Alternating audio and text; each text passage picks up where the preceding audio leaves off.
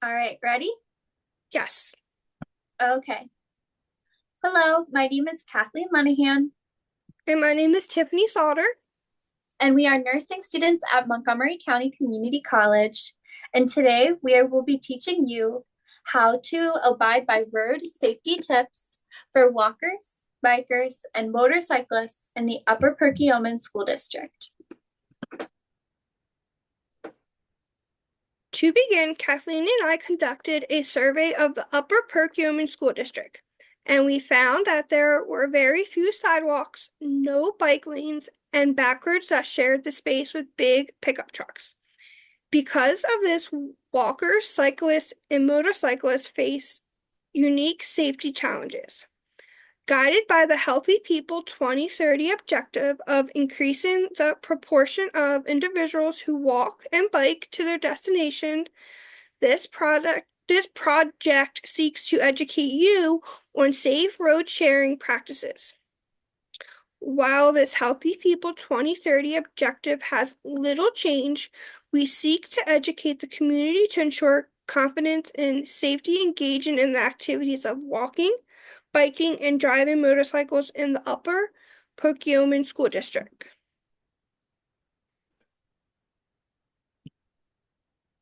The reason we created this activity was because we saw people in the community riding bicycles, motorcycles, and walking on roads that did not have bike lanes or sidewalks. These roads were very narrow, and many were unsafe back roads with poor lighting. Additionally, the people we saw did not follow proper road sharing techniques and lacked the appropriate safety equipment, thus putting themselves at an increased risk for safety.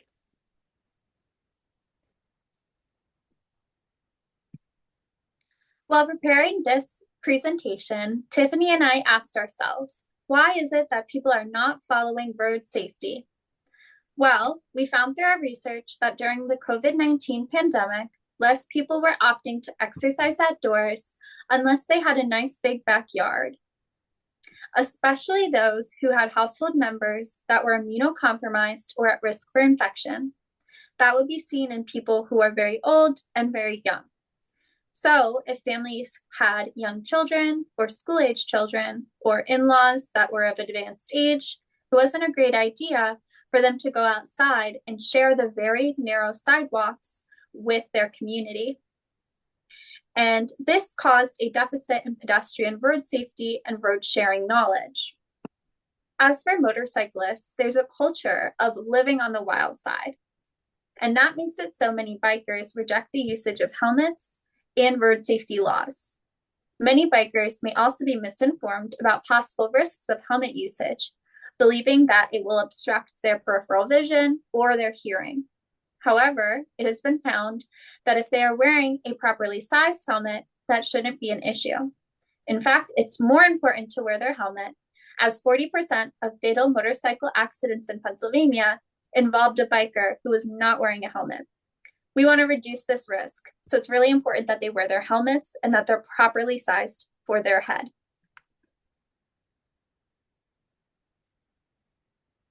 With this, we aim to educate 10% of the 24,973 residents of the Upper Perkiomen School District, focusing particularly on the adult population, which makes up 60% of the community. The goal is to raise awareness about proper road safety in order to reduce pedestrian, cyclist, and motorcyclist related accidents.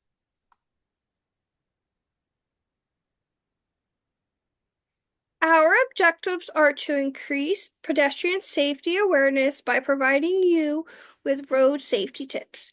We will check your understanding through a quiz at the end, so be sure to pay attention. We will also enhance cyclist safety knowledge by raising awareness among cyclists about road sharing principles and the correct use of safety equipment, with hands-on demonstration of proper road sharing and signaling techniques. We will also promote road safety awareness for motorcyclists by educating the motorcyclists in the community on effective road sharing practices, reinforcing safe behavior through a What's Wrong with This Picture segment, and an interactive segment to address your understanding.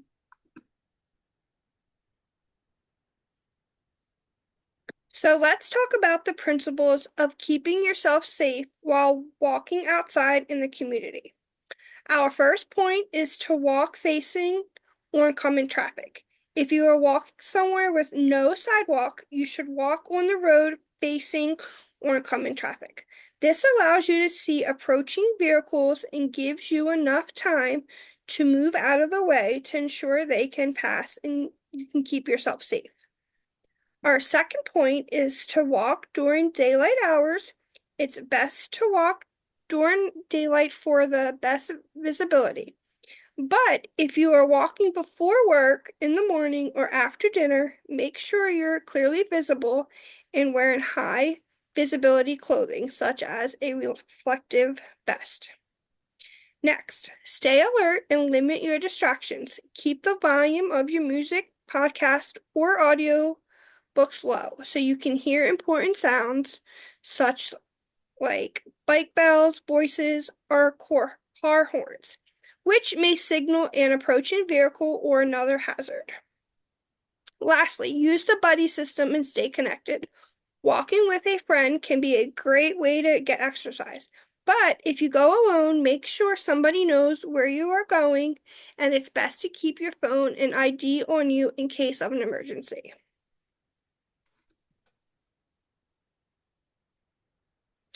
Now it's time for a quiz.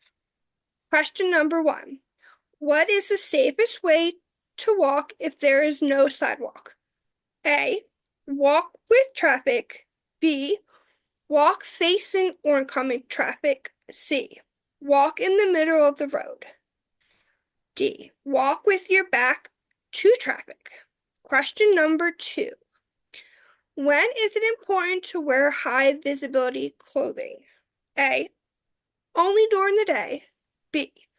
Only when walking at night. C. When walking during daylight hours or in the morning or evening. D. When walking on a busy street.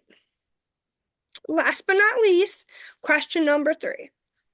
Why should you keep the volume of music, podcasts, and audio books low while walking? Ready for the answers? Question number 1. The answer is B. Walk facing oncoming traffic. This way you can see cars driving on the road and can move out of the way. Question number 2. The answer is C. When walking during daylight hours or in the morning/evening. This is to make yourself seen by cars when walking with less sunlight. This way you can keep yourself safe. And question number 3. The answer is A. To avoid distractions and stay aware of your surroundings. This is to make sure you can hear what's going on around you while you walk so you remain safe.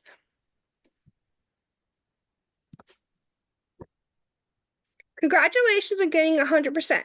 Now you have proved your understandings of how to safely walk in the community and can be confident sharing the road. Thanks, Tiffany. Now let's move on to cyclist safety. So when you are biking in the community, it is important to bike with traffic and follow road safety. You should always bike with traffic and avoid busy roads when possible. You should also yield appropriately to other vehicles on the road. And if you are sharing lanes with cars when no bike lanes are available, as seen in the Upper Perkiomen School District, make sure to leave at least 4 feet of passing space between you and each vehicle. You should also use hand signals to indicate your turns, which we are going to do together so we know that you learned it right. To make a left turn, you should always take your non-dominant hand and extend it outward. For me, that's my left hand. So I'm extending my left hand outward, indicating I'm making a left turn. When I am to make a right turn, I want to make sure that I extend my arm at a 90-degree angle, pointing up at the sky. So let's do it together. Always keep your dominant hand on the handlebar, and let's make a left turn together. Ready? Left turn. Great. Now let's make a right turn. So again, Dominant hand is on the handlebar, and then non-dominant hand is going to make a right turn. Perfect. So that's what you should do to appropriately signal where you are heading to give the cars behind you enough time to know where you're turning. It's also really important that you as a driver understand these signals as well. Next, ensure that you have a properly fitting helmet. Make sure your helmet fits properly. It should move with your head when you shake it. So when you shake your head side to side, up and down, it shouldn't move forward or go off your head completely. It should stay nice and snug. Additionally, the chin strap should have a 2-finger width space between the chin strap and your actual chin. This is so that we know that it is secure, but not too tight and not too loose. It's also important to avoid road hazards. You should watch out for things like puddles, uneven turf, and broken glass, because this can lead to accidents such as falling off your bike, posing harm to yourself, or getting a flat tire. So remember, go around hazards and not through hazards. Lastly, stay connected and informed. You can stay alert and connected in the Upper Perkiomen School District by joining the Green Lane Trail Crew on Facebook. This community alerts cyclists about closed paths in Green Lane, as well as potential hazards such as fallen trees and upcoming biking events. Here we have some pictures of a pediatric client and an adult client, both wearing a properly fitted and poorly fitted helmet. Let's go through each of them. We'll begin with the pediatric client on the right. You can see the little boy with the red helmet has a properly fit helmet. It sits snugly around the largest point of his head, which is around the forehead, the circumference here. And the chin strap sits snugly around his chin as well. And you should see about 2 finger widths between the chin strap and the chin. If he were to shake his head around or fall off his bike while he's transitioning from training wheels, he shouldn't have a problem because his head will be protected. Whereas the little boy with the gray helmet on the right side of the pediatric picture has a helmet that is far too big. If he were to fall off his bike, this helmet could move around too much and not support his head, posing harm.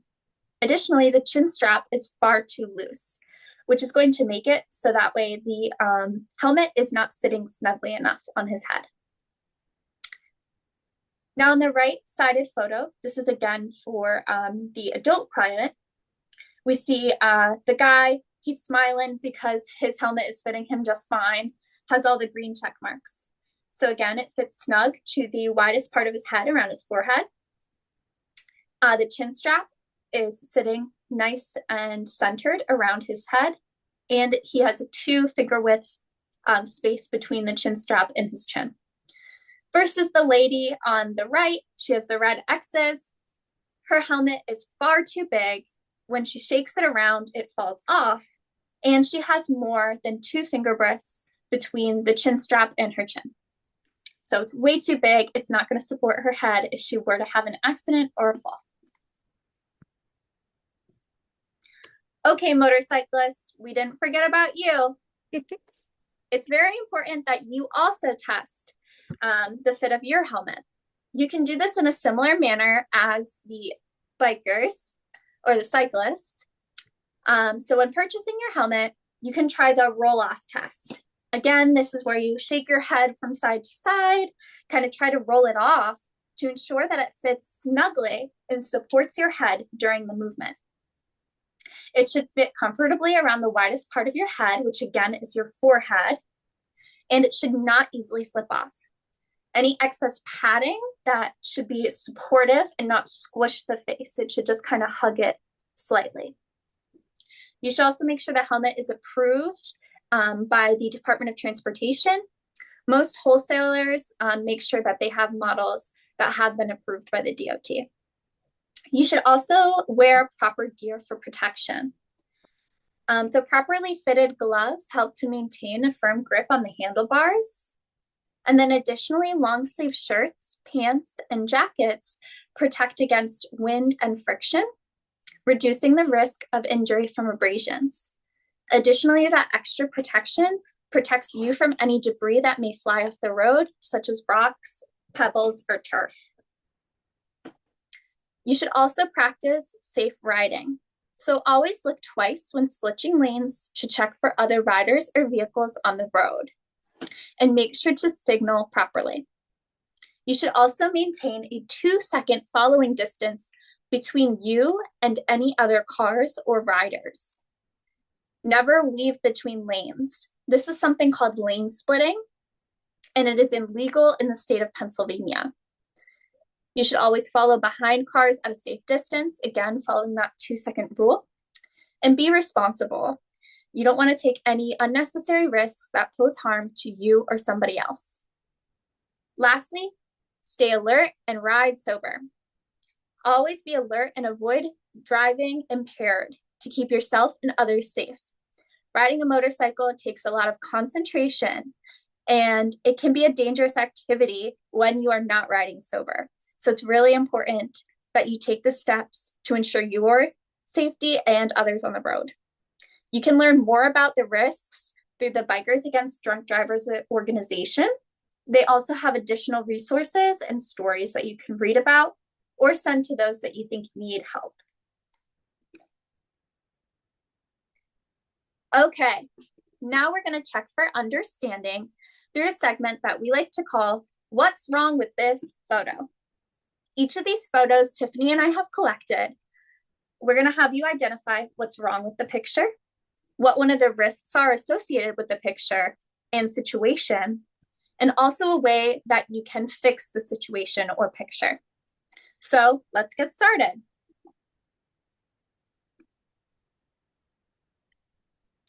So here's our first photo. As you can see, this helmet is very, very poorly fitted. The guy that's riding the motorcycle and wearing the helmet has a really squished face. The helmet is way too small for him. So one of the risks associated with a poorly fitted helmet is not only that it's not going to support his head properly in the event of a crash, but also when you think about it, if someone has a poorly fitted helmet, they're just not going to wear it, which is going to pose him at even greater risks because he's probably going to go ride that motorcycle not wearing that helmet at all. So one of the things that we can do to fix the problem is have him refitted for a helmet that's appropriate for him. Again, this helmet has to fit snugly around the widest part of his head, so that would be around his forehead. And we want to make sure the padding doesn't squish him, but rather supports his head.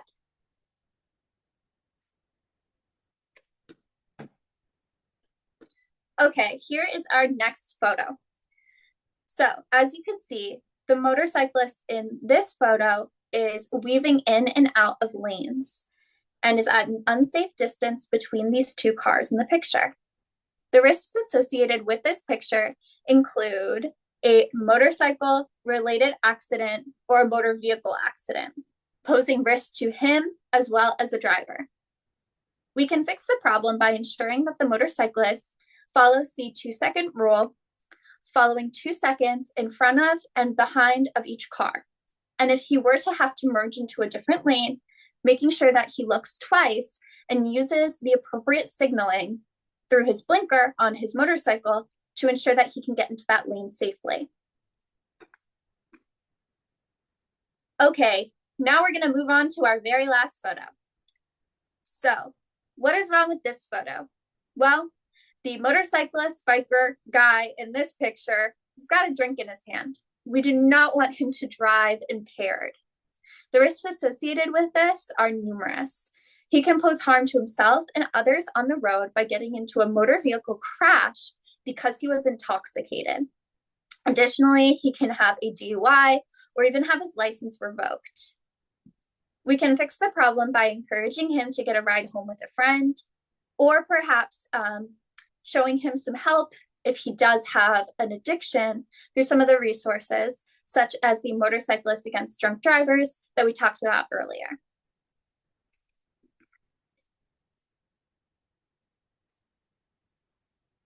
So, road safety is everyone's responsibility, as we've talked about. Whether you're walking, biking, or riding a motorcycle in the Upper Perkiomen School District, by following simple but effective safety practices like wearing the right gear, staying alert, and respecting traffic laws, we can all contribute to a safer community. Let's take these steps seriously, not only for our own safety, but the well being of others around us. We hope you've gained valuable insights on how to walk, bike, and ride motorcycles in the Upper Perkiomen School District safely. With this knowledge, you can confidently enjoy these activities while prioritizing safety. Thank you for your time and attention. And don't forget that Safety starts with you. you. Thank you. And here are our references.